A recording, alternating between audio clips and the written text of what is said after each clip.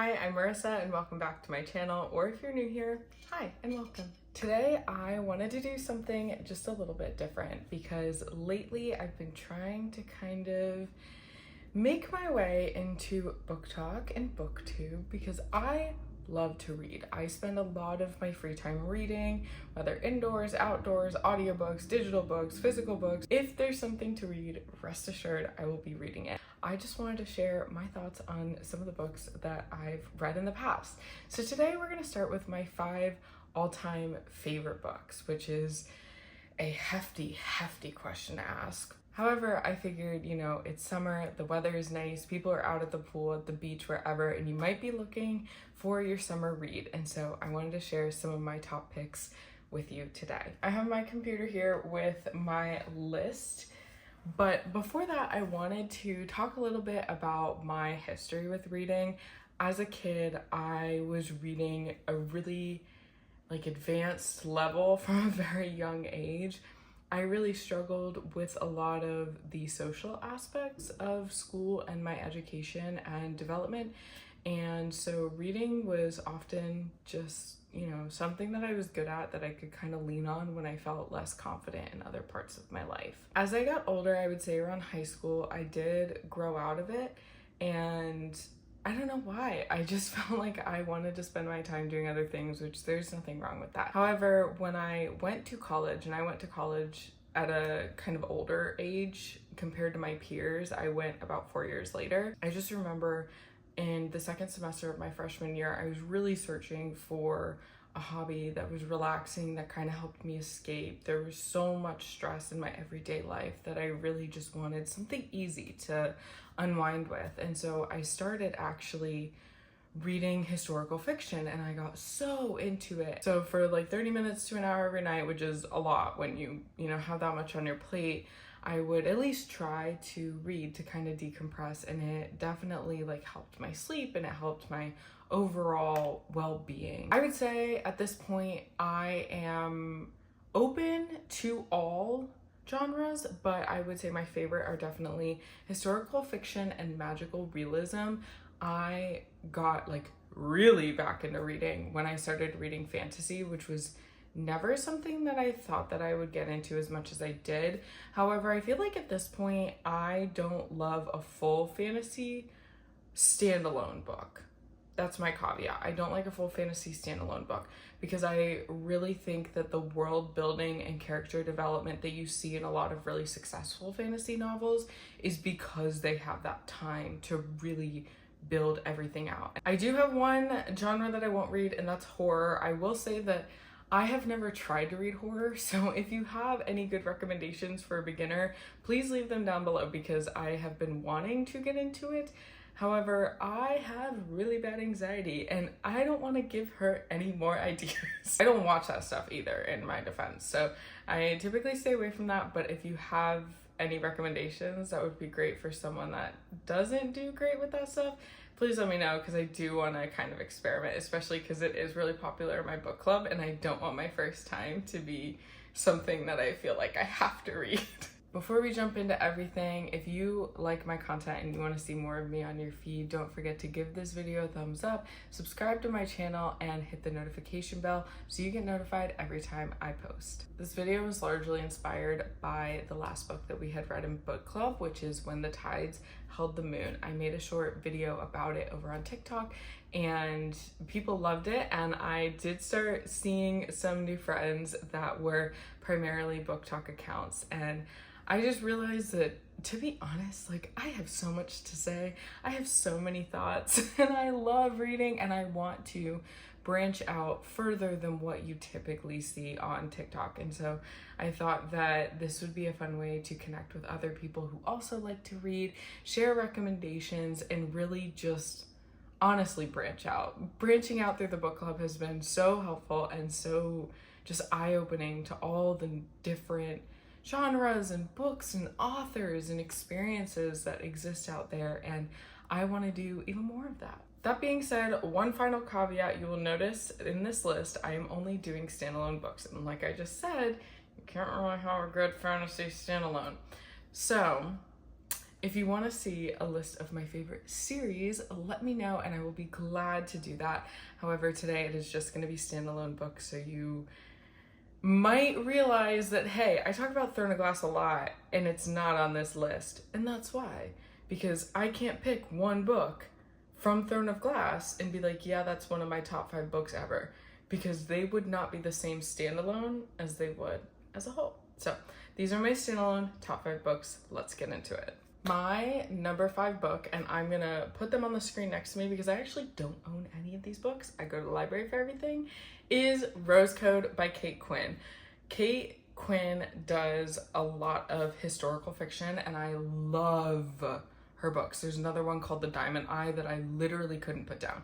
But Rose Code was the first one I read, and having a background in cybersecurity and IT, it was honestly just like the perfect book for me of hers to pick up for the first time, because historically it was very accurate and I was seeing names in the book that I had learned about in real life, and I was just so excited because I was like, oh my gosh, this is like, it feels so real, and it felt like I jumped back in time, and it was so personally relatable for me that it was just such a good experience. The Rose Code is about female code breakers during World War II at a place called Bletchley Park. This era of decoding was basically the start of what you would consider modern day encryption and coding and information security. It was just like really, really interesting. It was definitely historically accurate.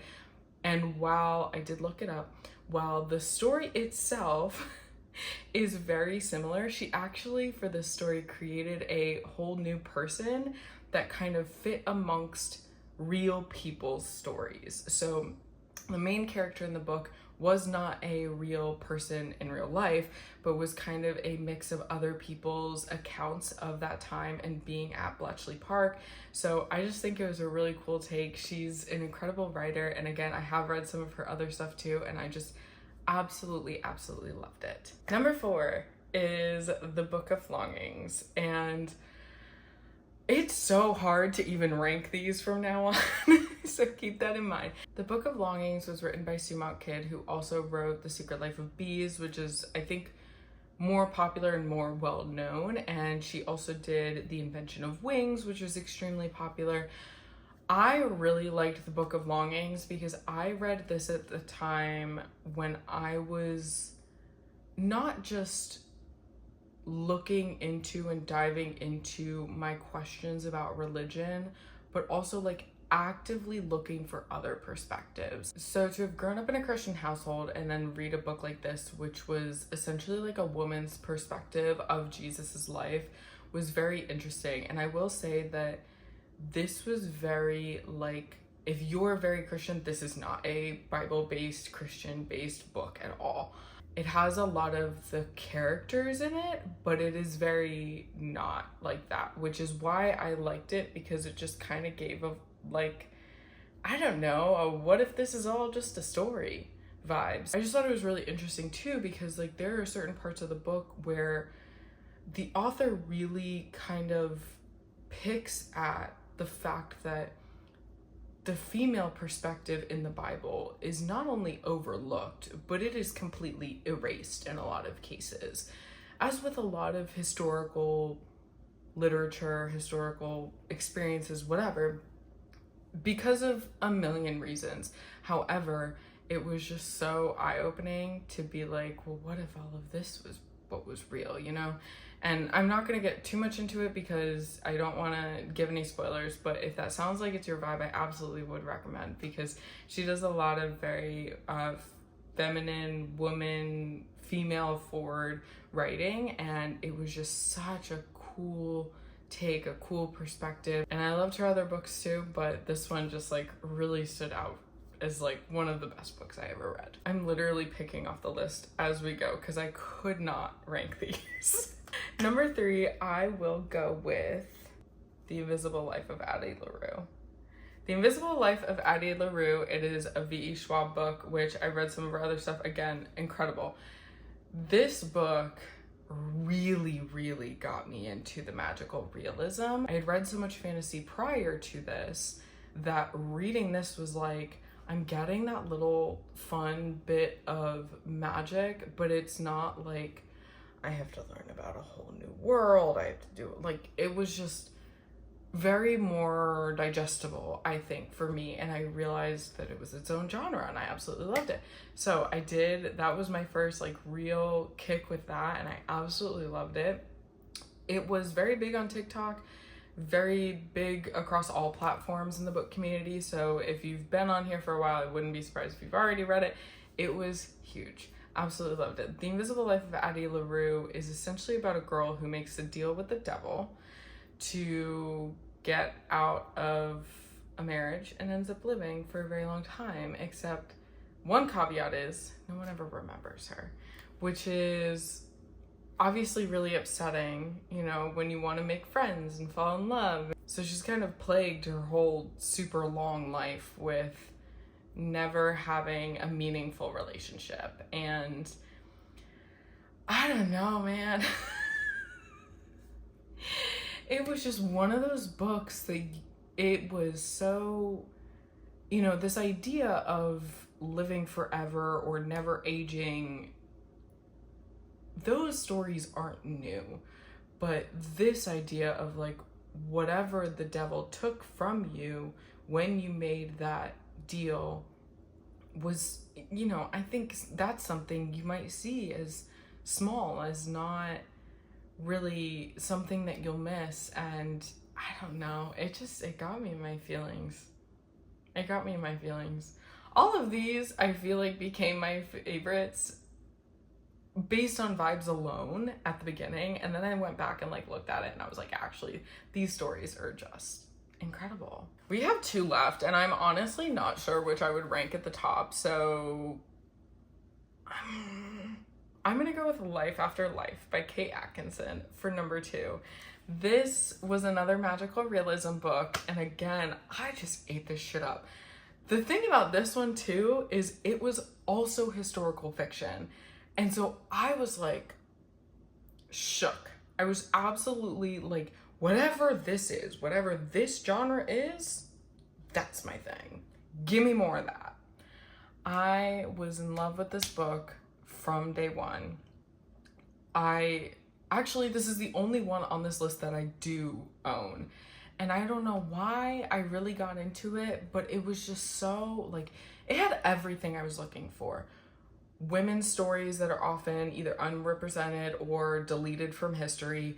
It had the magical realism. It had the historical fiction. When I do historical fiction, I always gravitate towards World War II. That's what it is. It was very like, I don't know, guys. I don't know.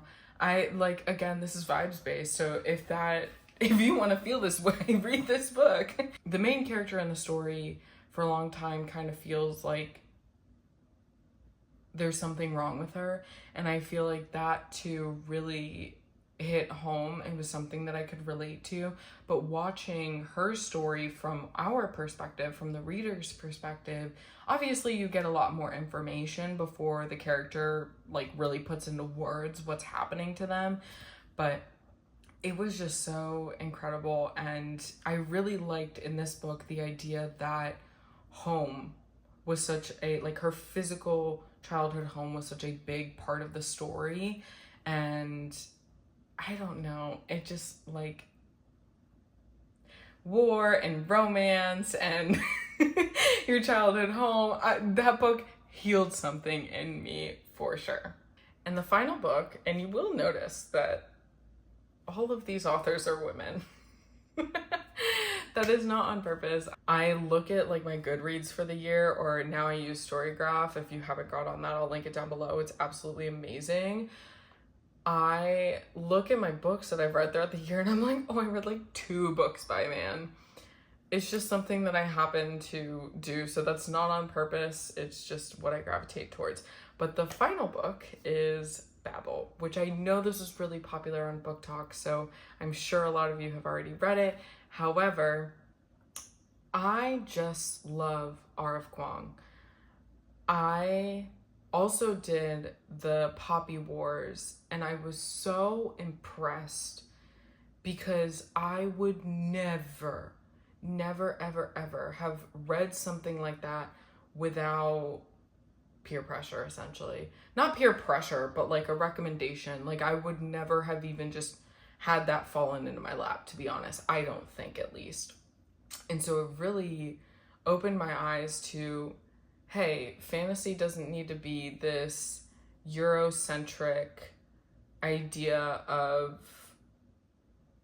magic and fae and what's beautiful. Sometimes it looks completely different.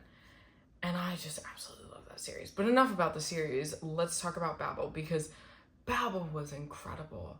As someone who, I love learning about different cultures and different languages. I think that language in itself is almost like music. It's an art and it's beautiful, and I love listening to people talk in their native languages and other foreign languages, even if I don't understand, because I have a really tough time learning languages. But if I had all the time in the world, that's what I would be learning, because I think it's just so incredibly beautiful to hear all of that. It's like, you know, different cuisines and different foods from all over the world. It's a form of love. It's a way of expressing your love. It's a form of art. And so in Babel, essentially, these students are recruited from around the world to be brought to Oxford and to learn a language. This book deals with colonialism. It deals with, you know, being a foreigner and still having contact with your roots in a different country. The main character struggles with wanting to fit in and wanting to reconnect to where he's from. And I feel like that's something that a lot of people can relate to. The whole book is kind of based on the idea that the British Empire was using the people in the countries that they had power over to further their own political agenda, their own, you know, power in the world. She does critiques of society so well. But it was just such an important story, I think, written from, I don't know, I can't even put it into words. It was such an important story, and it was made palatable, not because it needed to be, but because more people should know about it. It's so honestly like hard to put into words how important this book felt, even at the time I was reading it. And then after, it just felt like with everything going on in the world, it just became more and more and more important that was something that I got to experience. And that is something that I would encourage everyone to experience. So I know it was really popular, but if you haven't read it, go ahead. So those are my top 5 books of all time. I know that I've probably not given the greatest description of any of them. I'm not trying to spoil anything. I want you guys to read all of these books. And like I said, these being my top 5 was not based on any kind of literature analysis or social commentary. It was strictly vibes based, and sometimes the vibes are based on those things for me. If you've made it this far in the video, go ahead and leave a comment with your all-time favorite book, and it can be 5 if you have trouble picking like I do. Thank you so much for clicking on this video. Your time is extremely valuable, and I'm so grateful that you chose to spend some of your time with me. If you liked this video, please let me know. I would love to do more book talk, booktube content. Like I said, I read a lot, and I want to share that with you guys if that's something that you're interested in, so let me know. That being said, that's all I've got for you today. If you do read any of these books, feel free to come back here and let me know what your thoughts are on them. And with all that said, I will see you guys next week. Bye.